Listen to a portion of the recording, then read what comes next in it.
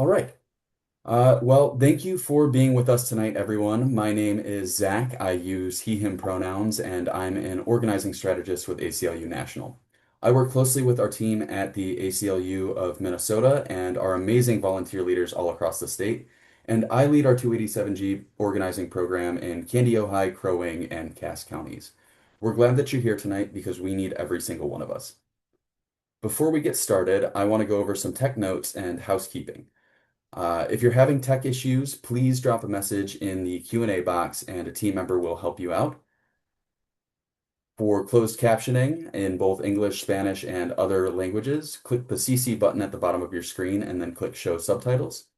I do want to let everyone know that this webinar will be recorded and sent to your email following the presentation, as well as follow-up actions and next steps. And I just want to issue a quick disclaimer that this space is closed to the press. If you are press and you're here, we're glad that you're joining us tonight, but please send any media inquiries you have to communications@aclu-mn.org. I am going to close the chat here because we have so many people joining us tonight. And I would like to direct you towards the Q&A box if you have questions throughout tonight's presentation. All right. Let's go over the agenda real quick before we get started. First, we'll be covering 287G agreements and what they mean for Minnesota, how ICE collaborates with state and local law enforcement agencies to expand the mass deportation agenda, and talk about what that looks like at the state and local level. Then my colleague and 287G policy expert Noreen Shaw will take us through Deputized for Disaster, which is ACLU's national report on how the Trump administration is drastically and unprecedentedly expanding the federal 287G program. Later, we'll hear from community leaders and organizers from Crow Wing and Cass counties who are mobilizing their friends, families, neighbors, and loved ones to end 287G in their communities. And I think many of them shared information about this call tonight. So I have to extend my flowers and say thank you, and we'll hear from them later. All right, with that, let's begin our presentation for tonight. So didn't mean to jump ahead. I'm going to momentarily open the chat, and if you're comfortable, I'd like you to share, does the city or county you live in have a 287G agreement with ICE?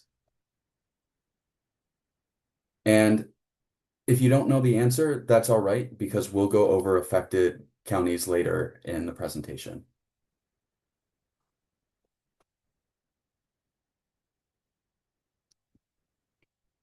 I'm seeing a mix of yes and no's. I'm glad that folks seem to know what's going on in their counties and city governments. And even if you're not joining from a 287G county, it's important to learn with us tonight and get this information so that you know what to look out for in case your local officials decide to pursue 287G.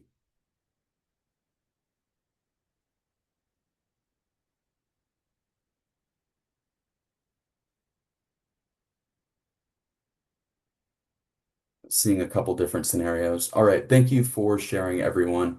We're closing the chat again for a second. All right. So I did see some people asking what is 287G, especially ahead of tonight's call. I want to go over the basics here. 287G agreements are optional agreements between local, county, and state law enforcement departments and ICE, where local police perform specified immigration officer functions and duties purportedly under ICE's direction and oversight. The reality is it varies by county, and yeah. 287G agreements can be terminated at any time for any reason. When counties and municipalities sign these agreements, they're well aware that they can end these agreements at any time by submitting written documentation to the local ICE field office. In Minnesota, that happens to be in St. Paul. So I want to cover the largest and most glaring problems with 287G and what they mean for our communities. 287G agreements blur the lines between federal immigration agents and local police. This undermines community trust and safety. When people don't want to call 911 because they're not sure if law enforcement agents will be submitting them for deportation or questioning their immigration status, that undermines safety for all of us. 287G agreements also drive up arrest rates and detentions in local jails for minor criminal offenses and traffic infractions. When we see 287G in action, we see people pulled over and detained for purposes of immigration, and that loads up our local jails with folks who don't belong there. 287G agreements also increase racial profiling in police interactions. They invite ICE to have a greater presence in our communities, and in Minnesota, we know what that looks like. 287G agreements are illegal under Minnesota state law, and they open counties to liability for constitutional violations. This can mean increased taxpayer rates. This can mean significant settlements on the local and municipal level. And generally, this is what county commissioners have told us that they are interested in. I want to talk about 287G in Minnesota real quick. So there are several counties across Minnesota that have active 287G agreements. Those would include Candy, Ojai, Crow Wing, Mille Lacs, Itasca, Cass, Sherburne, and specifically the city of Isle within Mille Lacs County. Approximately 317,000 people live in 287G counties across Minnesota, and that is about 7% of the total state population. You may notice that a few of the names here are italicized, and that's because these are counties where they've announced that they are withdrawing from their 287G agreements or that they're otherwise null and void, but they haven't submitted the withdrawal paperwork. So these agreements are still on the books, and our efforts in those counties are focused on bringing about the formal withdrawal. Under Minnesota state law, it is illegal for sheriffs to enter 287G agreements without the approval of their county board of commissioners. In December 2025, Attorney General Keith Ellison issued a legal opinion finding that the Joint Powers Act permits counties to enter 287G agreements only if authorized by the county board. This generally renders the existing 287G agreements in Minnesota as being outside of legal permissibility, and Minnesota does not authorize state or local enforcement or local law enforcement to conduct civil immigration arrests or uphold ICE detention requests, even if a 287G agreement is in place.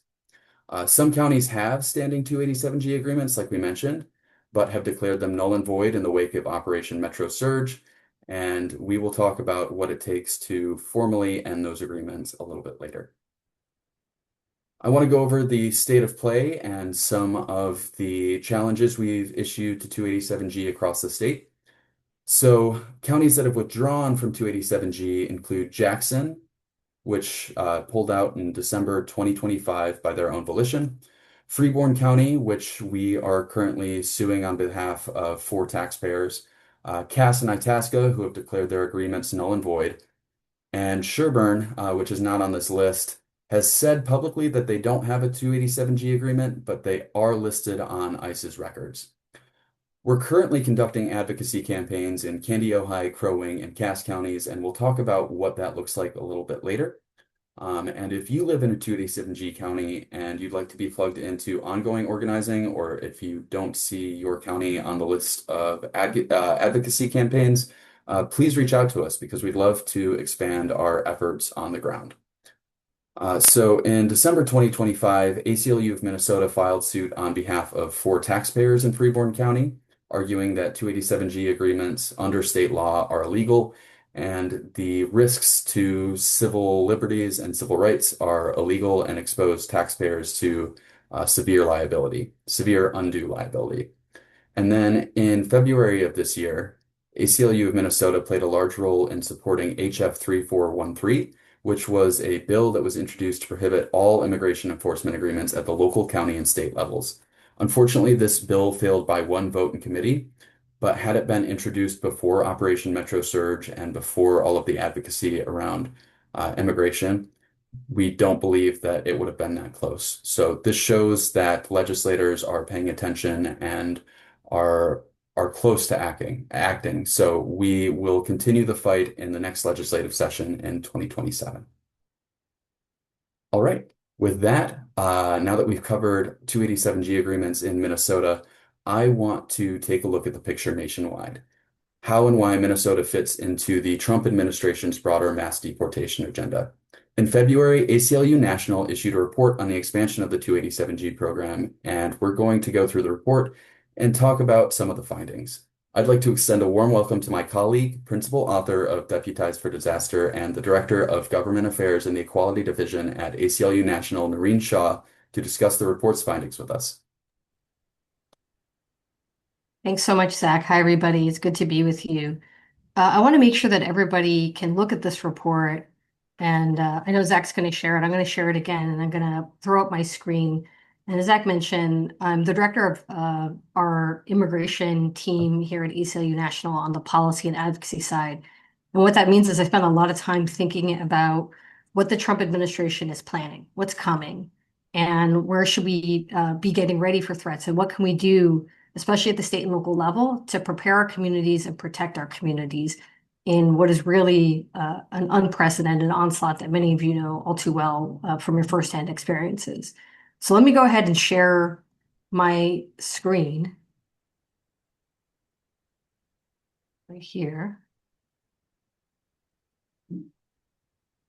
And before I jump into it, I want to say one thing. I'm based here in Washington, D.C. I'm also one of our federal lobbyists for the ACLU. And I want to tell you that we're in a fight over whether ICE gets to continue the kind of free reign that they've had across our country with billions and billions of taxpayer dollars. And everyone here in DC who is fighting back, the members of Congress, the congressional staff, the advocates, they're inspired by the people of Minnesota. So I want you to know that people see what many of you have been engaged in the fight in Minnesota. And it is one of the reasons why here in Washington, D.C., people are fighting. People in Congress feel emboldened. They have courage. And what you're going to hear about today is a really difficult national landscape. But what you should know is you have already changed that national landscape because of how inspired people are by the people of Minnesota.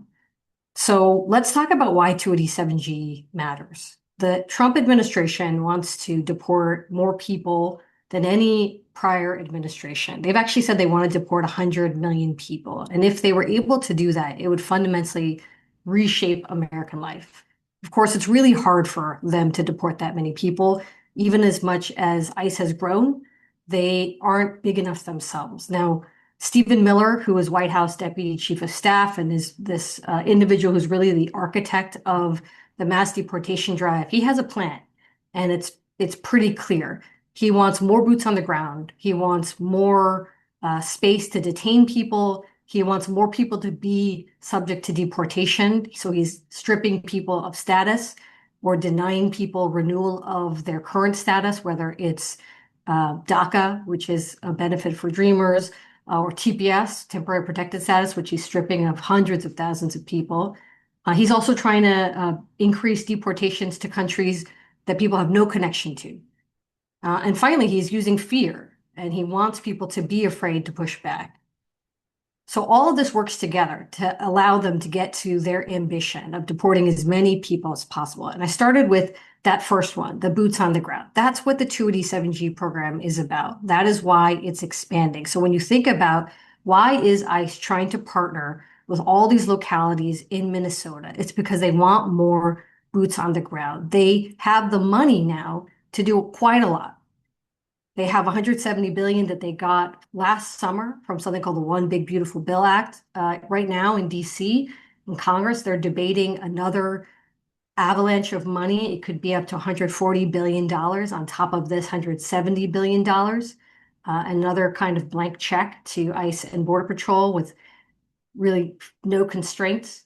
But to spend that money, they actually need boots on the ground to be arresting people and detaining and deporting. And as much as they have really an enormous national deportation policing force, not just consisting of ICE and Border Patrol, but also all these other agencies across the federal government, from the FBI, the ATF, they also are bringing in state and local police through this 287G program. So they're cannibalizing resources at the federal level, but they're also seeking to cannibalize resources at the state and local level to build out this massive deportation policing force. And in recent months across the United States, they've used that money that they got from the One Big Beautiful Bill Act to incentivize law enforcement agencies, especially those that are strapped for cash, to join their forces, to enlist with ICE. enlist with ICE through the 287G program. So they are offering to pay the salaries and benefits of state and local police. So basically buying up state and local police, new cars, new phones, bonuses to those who help locate what they call illegal aliens. They're using the money to get more and more state and local police who then become essentially absorbed into ICE's deportation policing force. They will cooperate. We'll talk about what it's looked like on the ground in some states. So where is it happening? You know it's happening in your state, as Zach mentioned. It's happening all over the country. It's happening especially in Texas and Florida. More and more law enforcement agencies joining. And it's just an enormous amount of the country now that is covered in 287G participation. At least 42% of the population is now living in a county where 287G is operating. That's nationwide. And in some states, it's really, really vast. So what does it really mean? Zach talked about the ways in which under Minnesota law, 287G participation is already illegal. But 287G is a delegation of federal authority that allows many different things. And some of those are illegal under Minnesota law. But what is also happening through 287G is lots of collaboration, informal collaboration, formal collaboration, local police responding to requests from ICE, local police making a call to ICE or to Border Patrol whenever they encounter somebody who has an accent or who wasn't born in the United States, logistical support to ICE, logistical support to Border Patrol. So every time a local agency is joining the 287G program, legally speaking, they're being delegated certain responsibilities. Operationally speaking, they are becoming hand in glove with ICE and sometimes also Border Patrol. They don't have to be in 287G to be providing that kind of cooperation, but that's how it plays out. So why is the administration doing this? Again, they want to enlist as many state and local officers in their program as possible. In Florida, for example, where Savannah is based, they have talked in that state about designating every single law enforcement officer, 47,000 of them, as 287G officers. That means that they're basically ICE officers in the state. So I won't go into too much detail about some of these legal questions and legal specifics of what the 287G program does until we get to the questions that people may have, but understand that there's different forms of the 287G program. So first of all, there's the question of whether or not a local law enforcement agency will release a person when they're supposed to be released, or hold on to that person for an additional 48 hours so that ICE can come and pick them up. And that is what the ACLU of Minnesota has sued on and is what really is at stake in a lot of this. Whether or not people who come into contact with law enforcement then get booked potentially for a minor violation and are in a local jail will be handed over to ICE. There's also something called the task force model, and a lot of this is illegal in the state of Minnesota. But essentially, this allows ICE officers to act as ICE agents in the field, on the streets, arresting people, interrogating people, and taking custody of people, and transporting them for ICE.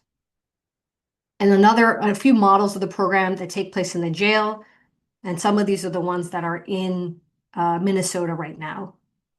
You can always find out if your county is in the 287G program or has applied and is in the process of becoming part of it by going to ICE's actual website. And one thing to note that happened more recently is that ICE has set up a form of 287G with tribal authorities, tribal governments. So they're moving to have tribes across the country join the program, which is completely unprecedented. So why do they want to do this? I mentioned they want to deport 100 million people. What does it mean to deport 100 million people when you also say that you're going after the so-called worst of the worst? Well, it means that you're lying. We know that they're lying. What they're actually doing across the country is dragnet style enforcement. They are looking for people to deport to meet their quotas. And they're also looking to scare people. The administration's overall agenda is to make life so threatening, to make it so dangerous to be an undocumented person or a person who's lost status, that millions of people leave the country, leave their homes, leave their families even out of fear. And that is what is at stake. That's why we're fighting 287G so hard, because we don't want to live in a country where people are afraid of ICE but also afraid of their own law enforcement agencies because they are working with ICE. And part of the story that people we are hoping at the national level start to understand, and the reason why we did this report, is that while so many of us have rightly been focused on the horrors in Minneapolis at the hands of Border Patrol and ICE, around the country, there are tens of thousands, if not hundreds of thousands of people who have the same kind of fear of their state police. They're afraid to go down the highway. They're afraid to be stopped at a trafficked intersection. There are commercial vehicles, trucks, work trucks that are being pulled over, buses full of farm workers that are being stopped, or it's demanded that they show their papers, or they call someone to bring their papers. Public spaces, concerts, beaches, ICE is showing up these places, sometimes called by local police and being asked to help check the papers, check the bags of people. So ICE is not only working with local police, but it's taking on a local police role, allowing it to be at the traffic intersection, to be at the local concert alongside local police. And that's, again, that blurring of the lines that Zach mentioned. We see local police and ICE trading legal authorities in a sense. All over the country, we see local police or state police setting up opportunities for ICE to be able to find people. So, for example, in Florida, the Florida Keys, a major tourist destination, has become a trap where people cannot actually get in and out of it without encountering an immigration checkpoint. What it means is that ordinary people who are just going about acts of daily life, getting hospital care, coming home from school, when they interact with local police, it means they're being handed over to ICE. And some of ICE's abusive tactics and Border Patrol's abusive tactics then become the tactics of local police because they're essentially aping the behavior of the federal forces that are now paying their salaries. And they're following their guidance instead of following our rules or the civil rights protections that they ought to be following as a matter of federal or state law. And so all over the country, we've seen these kinds of operations where state and local police are working with federal agents. And even at the end of the day, once the civil rights violations have happened, people don't know who it was who was committing the violation. Was that masked agent or that person wearing a vest that just says police, was that local police or was that ICE? People don't know. And this is really just the beginning in terms of this program. The 287G program has also expanded to college campuses. Local law enforcement are being given access to facial recognition technology and apps that they can use, that, as many of you know, in Minnesota and Minneapolis in particular, have been used by ICE and Border Patrol themselves. The administration also wants to use local police to conduct so-called welfare checks on immigrant children, which we're really concerned will mean that children are being taken away. And of course, local police do not have the training to do real welfare checks, so it really looks like a fig leaf for something much more nefarious. So I want to toss it over to my colleague, Silvana. I want to just say, I want to leave you in a place of hope. I mentioned before that we are all inspired by what has happened in Minneapolis, and we wouldn't be where we are here in Washington, D.C., fighting ICE tooth and nail and depriving them of a lot of funding if it wasn't for the courage of people in Minnesota inspiring us here to keep fighting. And there's so much happening across the country. I got to come to Minnesota and testify there before your legislature. And one of the things I talked about was how many states have taken action against the 287G program. My own state of Maryland banned the 287G program after years of fighting to do so. New Mexico banned the 287G program and immigration detention. Again, it took years and years. The entire time I've worked at the ACLU, about 7 years, New Mexico advocates have been fighting for it. It finally happened. Delaware, Maine, a lot of states here, it's happening because people are starting to understand that this program with a really obscure sounding name, 287G, is actually about something that's much bigger. It's about whether or not our state and local law enforcement will be turned on the people in their own communities and become part of ICE, essentially. So even in states, these are all pretty blue states that passed it, although New Mexico is very purple. There's additional states where we're seeing movement. In Virginia, the legislature passed what amounted to a really serious restriction on the 287G program. And Virginia is a very purple state. New York, Massachusetts, Hawaii, all of them have been considering bills. Idaho defeated a bill that would have required the 287G program. And what you'll hear from Silvana in just a moment about this program is that one of the reasons why we were able to win in these states and fight back against 287G was that law enforcement didn't actually want to be a part of the program. There's a lot of reasons why, from a local law enforcement perspective, this program is a terrible idea. You ask a police chief or any kind of professional law enforcement agency trainer, hey, do you want your local police to be at the beck and call of the federal government in DC? Do you want them to be under orders and supervision from ICE or from Stephen Miller instead of you? Do you want them to be going after your community members when you rely on local trust to be able to do real public safety work? They'll say no. And our report catalogs the many law enforcement professionals around the country who have said, we don't want to be taking part of this. Now, there's a lot that we'll disagree with as the ACLU with a lot of those law enforcement professionals, but what we can agree on is that the 287G program is ICE asking state and local police to do their dirty work, and many are saying no. So I'm going to turn it over to Silvana to talk through the advocacy tools and recommendations in this report and the toolkit that I dropped in the chat earlier. Over to you, Silvana. Thanks so much, Noreen. Hi, everyone. As Noreen mentioned, I'm Silvana. I work on the National ACLU Immigration Team, and I'm based in Florida, so very much familiar with the 287G program and um, understand how bad it can get and why the advocacy many of you are part of is so important. So thanks for being here.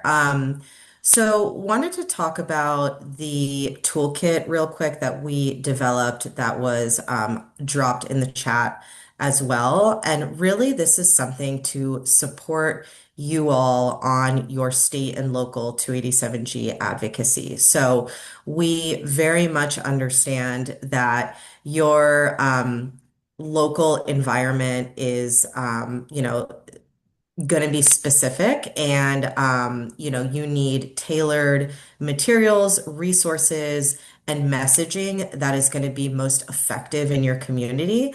So we really put together different templates across the board that address that and are intentional and are meant to be adapted to the needs of your local community and so that you can most effectively target those local actors, whether it be local law enforcement or your county commissioners. So I saw, when Zach posed the first or second question on, whether you are in a 287G county or not, and we saw a kind of a mixed response of yes or no. And so I want to note too that those local campaigns, whether it's defensive and you are already in a 287G county and you're trying to cancel the agreement or working towards that, or trying to enact, oversight or transparency measures, which we talk about in the report and in the toolkit.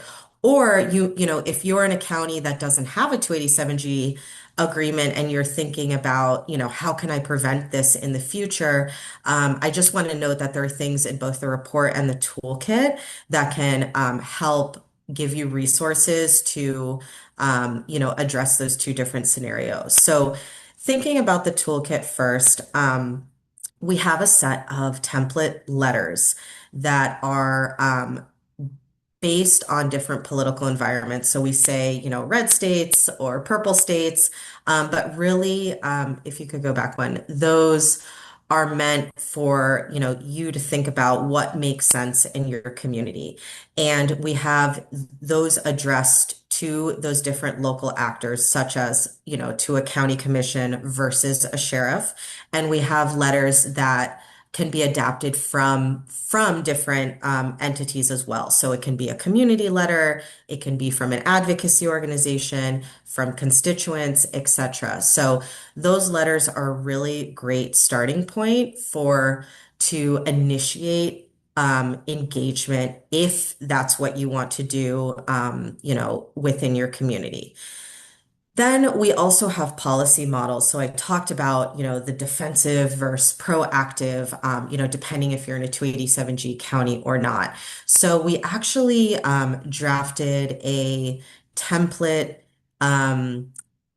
ordinance or resolution for Minnesota for a county commission that would want to compel their sheriff to pull out of an agreement. So that's something, that you all, if that's what your local campaign wants to strive for, can adapt or consider or share with a friendly commissioner, for example.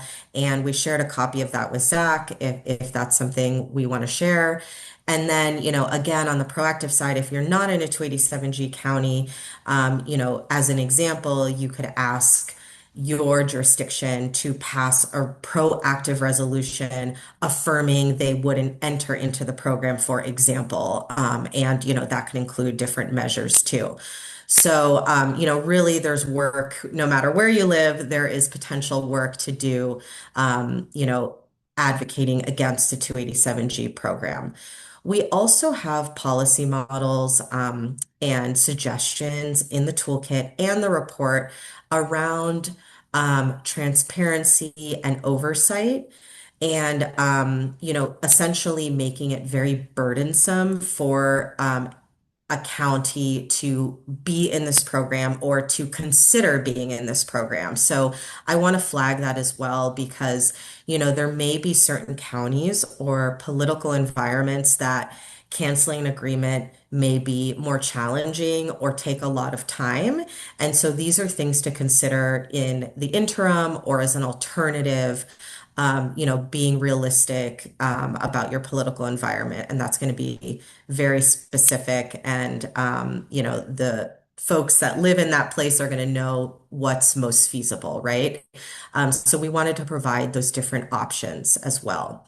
Then we have these two-pagers and FAQs, which as Noreen mentioned, really pull out kind of the key arguments that resonate with local law enforcement, with local, commissions that we may not see eye to eye on many issues, but that these messages and frames around 287G may resonate and have been effective in other places. So we wanted to kind of pull out those top line arguments, such as those around the liability of being part of this program, or the local control, lack of local control and resources, and jurisdiction of federal immigration enforcement and why local police are engaging in this.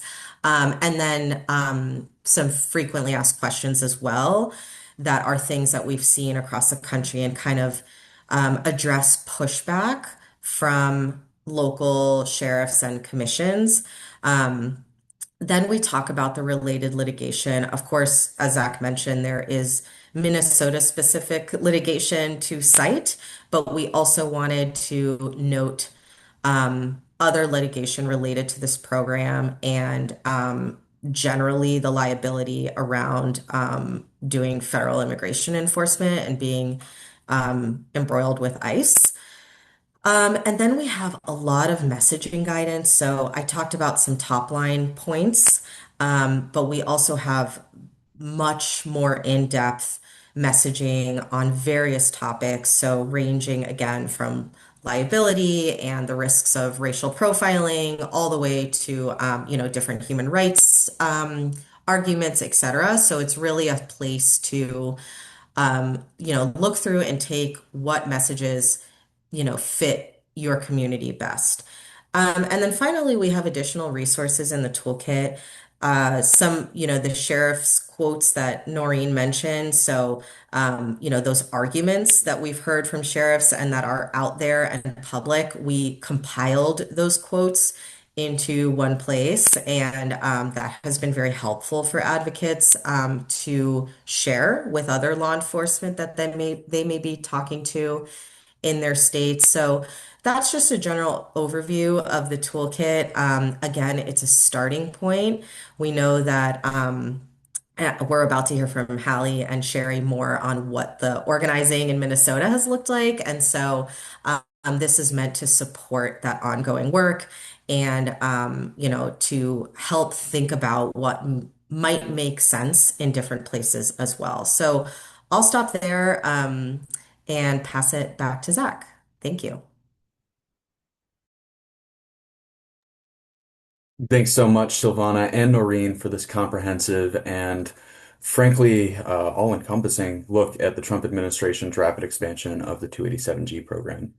I'm going to take a second to share my screen again.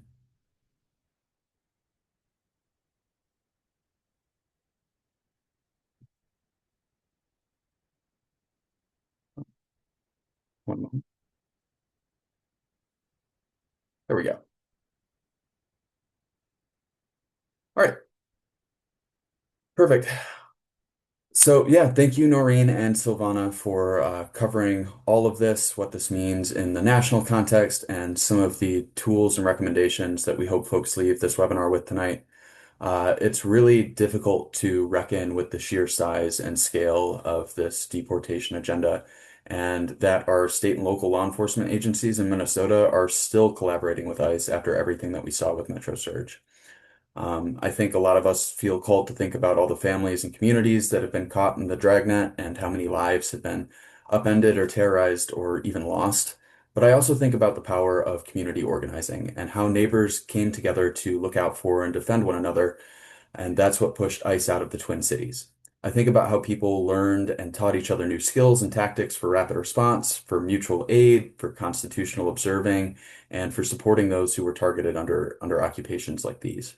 And I think about how Minnesotans across the state worked around the clock to make the Trump administration's occupation of the Twin Cities really a politically unsustainable force. While Metro Surge is over, it's essential to remember that we can still come together to end 287G in Minnesota and across the country. And with that, I would like to pass it over to an amazing community organizer and leader, Hallie Pond, to speak on how she and her network are fighting 287G in Minnesota. Thank you so much, Zach. It's a delight to be with y'all this evening. And I gotta say, while I'm the one talking tonight, it's only because I have the gift of gab. I'm really representing so many volunteers, who some of whom are on this call, who have gone to incredible efforts as volunteers to stand up in unity with our neighbors. And that's taken all of us. So I thought tonight, um, we might just start this. We're living in a time that's really buzzy. So I'm going to take a deep breath to ground myself and give you the option to join me. If that's too woo for you, you do you. But I'm just going to take a minute. And if you feel called to join me, just take a deep breath. You know, I'm going to share the story in about 5 minutes about our journey in Crow Wing County. Before I do that, I should probably introduce myself. I'm Hallie Pond, and I'm here tonight wearing several hats. My professional hat, what I get paid to do is I'm a conflict resiliency trainer and mediator. I'm self-employed. My business is called True Space Consulting. But mostly in the last 4 months, as many of you and in the state of Minnesota and around the nation, you've likely been spending a ton of your time um, showing up as volunteers. There are, let's see, we're 198 participants on this call, and I think that there were 450 registered who are going to be following along on the recording. Hello to those of you tuning in. Um, and so I just want to acknowledge that we're all holding a lot of stress right now, and we need to reconnect with our source of power, which actually lives in our nervous system. So that's been a big part of our learning in this work is that, yes, this is a moment of urgency because of the high humanitarian need. And there's also a sense of fabricated urgency that's being perpetuated by video content, by access to information, by amazing webinars like these. Thank you to the ACLU of Minnesota and Zach and Silvana and Noreen on this call who have been so supportive. So mostly I'm here as my grassroots organizer hat. So I don't work for ACLU. I co-lead a chapter in the Brainerd Lakes area of an organization called Indivisible, which I'm sure many of you already know about.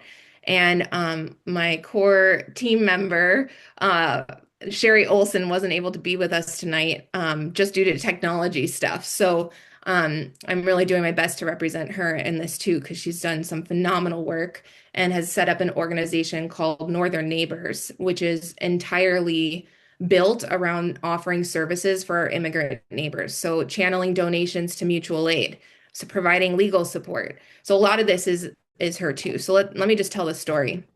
In March, our sheriff signed the two 287G agreements, the task force model and the warrant service the warrant service officer program.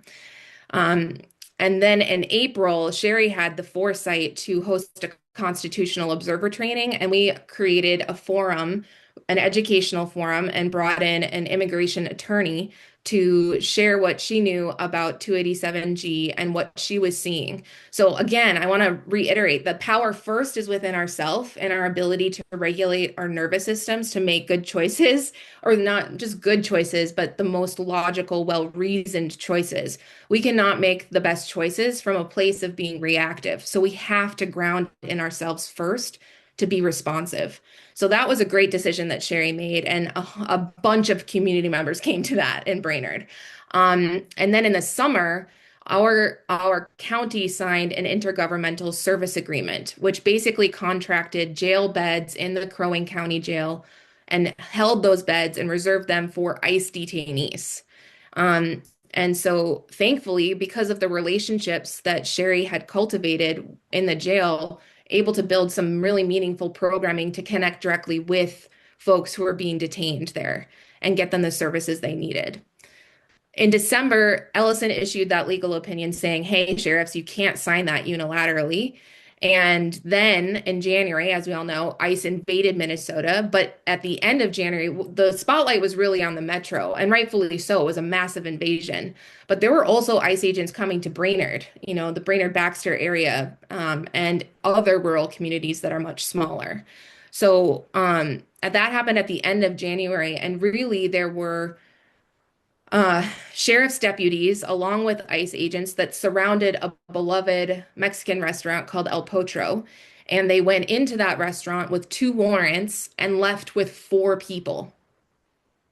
That is so unconstitutional. And what that has done has fractured trust in our community, because now when our folks in the community see sheriff's deputies, are they carrying out actions for ICE, or are they acting locally?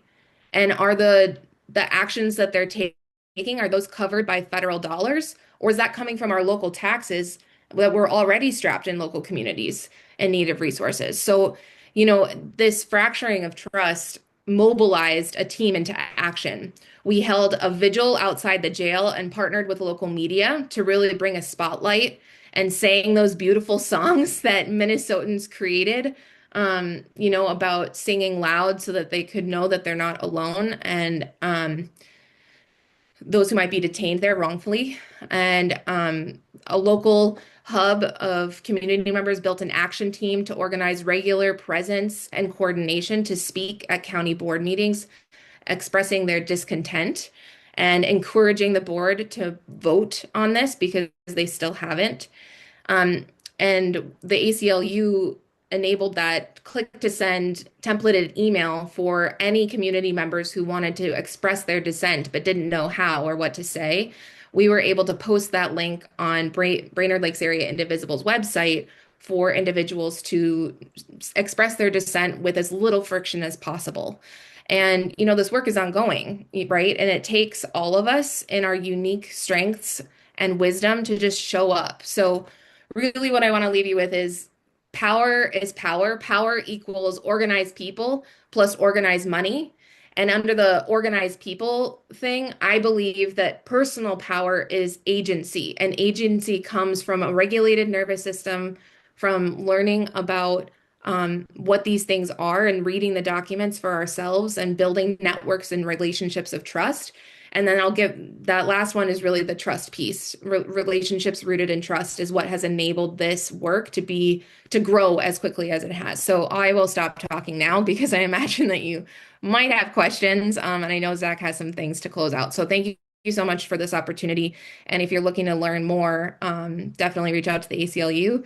And I know the ACLU wouldn't say this, but because I'm here as a guest, I'm going to say it. You can check out indivisible.org. And I'm going to plop another link in there too to Northern Neighbors Minnesota, so you can get a sense for what we've just done in our local community. And I'm always here to chat. If you have questions, I'm happy to connect. So, Zach, over to you.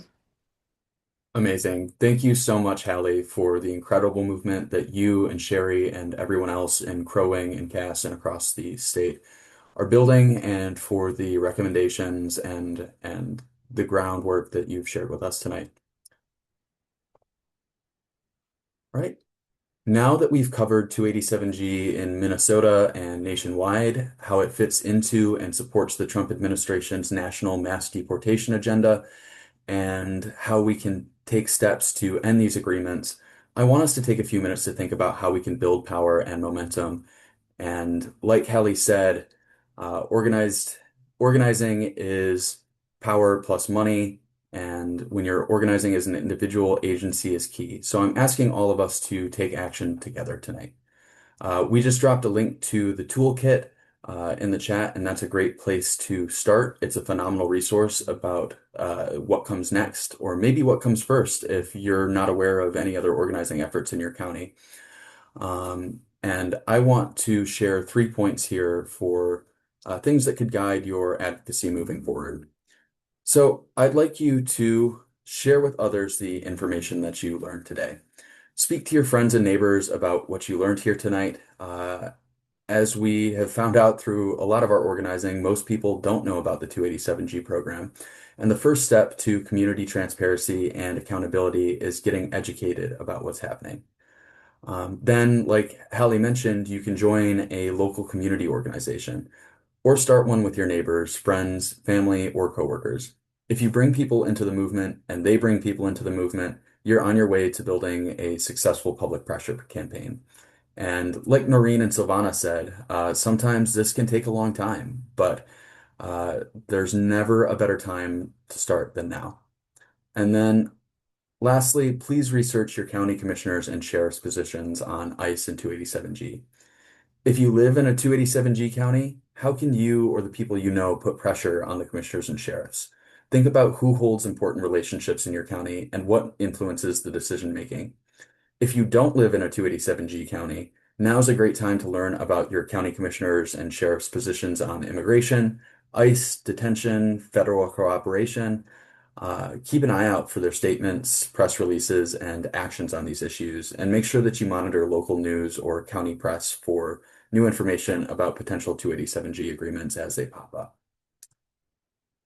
Additionally, ACLU has 2 digital actions that we'd like to spotlight tonight. The first QR code will bring you to a page that sends a letter to your United States senators and representatives asking them to support the Protect Immigration Act. This act would limit the federal government's ability to enlist local and state police departments to enforce immigration law through 287G agreements. There will be a shadow hearing on this bill in May, but we are hoping to build support and momentum for this and give our legislators the push they need to support it. The next QR code on the bottom of the screen is a link to our 287G petition in Minnesota.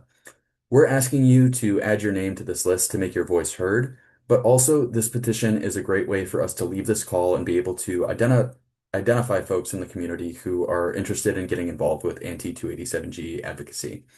And this allows us to reach out and get you connected with organizers and figure out what your interests and your ability to support these campaigns are. Lastly, one thing I want to add is that a bill that would ban 287G agreements statewide in Minnesota is about to be introduced in the Minnesota State Senate. We don't have a call to action on this to share just yet, but please stay tuned for more information because we'll have a bunch of digital actions you can take around this bill coming out as soon as the bill is introduced. We'll be calling on people across the state to contact their senators and representatives to tell them that 287G needs to end. Now, I know we have a few minutes left, so I'd like to welcome Noreen, Silvana, and Hallie back for Q&A. If you have questions, please feel free to drop them into the Q&A box, and we will take a few minutes to answer them live. All right.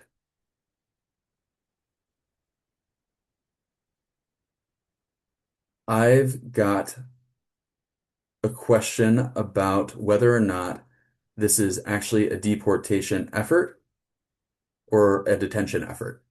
people are taken, held for long times, and sometimes released. What is the nature of this deportation agenda? And I think that best sits with Silvana and Noreen.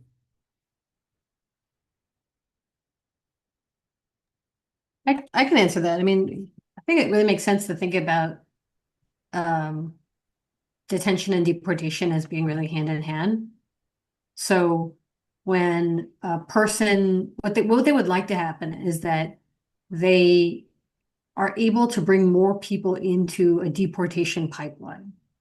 And how do they bring people into the deportation pipeline? Well, through the 287G program and by having state and local police enlist with them. When you interact with state and local police, and let's say in your context, it would probably be that a person is in local custody. Maybe they had some kind of violation, minor violation that brought them into custody, but they bonded out. They local prosecutor decided not to press charges. Local judge set bond, and this person was able to pay it. Now, instead of that person being released from a local jail, they stay in that jail and they're held at ICE's request on an ICE detainer. And that is a way for them, in a sense, to be detained for ICE, but it's really just about getting them into this system, this deportation system. So I don't think of them as really that distinct. They want to deport as many people as possible. To deport, they need to arrest and detain people and get them on those deportation flights. And there's a whole network of detention sites around the country that they have. And those detention sites operate sometimes through state and local governments as well. And you might have heard of something called the Intergovernmental Service Agreement, which is a local detention contract. That's different from a 287G agreement, though it gets really confusing because sometimes they're trying to use 287G agreements to detain people at places like Alligator, Alcatraz, in Florida. But at the end of the day, what really matters here is that they want state and local police to be able to arrest people, hold people, and hand them over, and also just hand over information about people. We shouldn't underestimate how much of this is about ICE trying to track people down, find them wherever they are, and scare people into feeling like, oh my gosh, can I even run out to the grocery store and get a gallon of milk because ICE might be here, or local police might be here, or someone might see me and hand me over. Savannah, you should jump in. Thanks. Yeah, I just wanted to add one thing. I saw two questions in the chat. One I answered on like what types of questions to ask, either law enforcement or commissioners in meetings, that's a really good question. And then another one on like how to get the data and information to understand, to Noreen's point, like is there one contract? Are there various contracts? So I wanted to note that in the toolkit, all the way at the end, there's oversight questions. And that's a great place to kind of lift the questions we should be asking related to these agreements, 287G or otherwise. And then we also have, we're happy to share some public records request language that if anyone, this might be better suited for like a coalition or, a group of advocates wanted to, formally reach out to local entities and get information. We're happy to like share sample language that is specific to kind of figuring out the different contracts involved. So I just wanted to note those two things, and we can share the language with Zach for follow-up if that's of interest.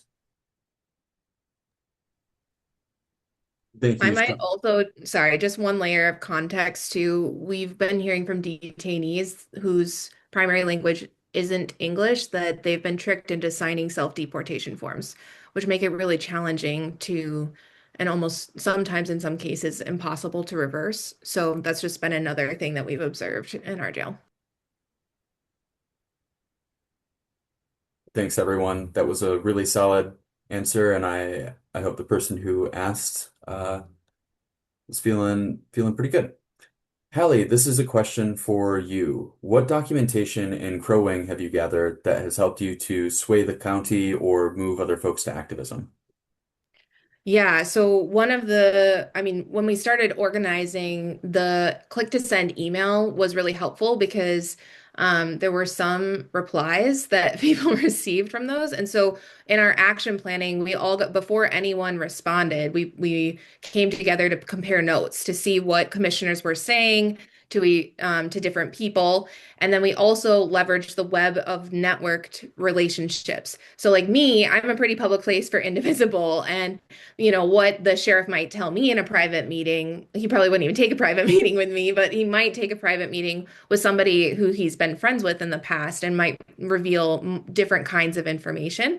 And that's not a necessary dig on the sheriff. It's just an element to showcase the power of relationships and trust. So we've been really tactical in how we think about our plan. And right now, our commissioners, we did a great power analysis, and Zach helped us with that in the beginning. And we did that exercise with the community too to figure out, okay, where do we think people in positions of power lie? And we did this for commissioners where they sat based on their voting history or what we knew about them personally. We did this for local organizations that might have alignment around our shared values, like what leverage do they have? And so really starting to analyze what leverage do we have and what information do we have? And I think in the beginning, I was really like, let's overturn these agreements now and put it to a public vote now. But in conversations with Zach and team and the community members, I've come to learn that while this is urgent, it's also a long game. We don't want to put it to a vote too soon before we know how they might vote. Because if they vote in favor, it's going to be harder to reverse. So our goal is to build slow relational trust and to gather factual, truthful information and to operate with as much dignity as we would hope for the future of our government. And that just takes time. So it's important, and it's important to channel the righteous rage into meaningful, effective action. So it's been useful for me to inquire within, okay, am I acting from a place of ego or am I acting from a place of growth and what's right. Like sometimes I'm not so know our place to learn our roles and where we can be most effective while also honoring what's there. I'll stop. Yeah, thank you, Hallie, for that insightful answer. I am seeing now that we are at time for this evening, and I know there's a lot of questions left. So I encourage everyone, if you still have questions, to please reach out to me at npad_zkolbush@aclu.org. I will try and connect you with the answers if I don't know them myself, and I hope we can be a great resource for you. And I do want to remind everyone that you'll receive a follow-up email with a recording and all of the important links and actions and tools that we shared today. But thank you all for joining us tonight. Special thanks to Noreen, Hallie, and Silvana for joining to speak with us about the 287G program and getting us prepped for what comes next. All right, thanks everyone.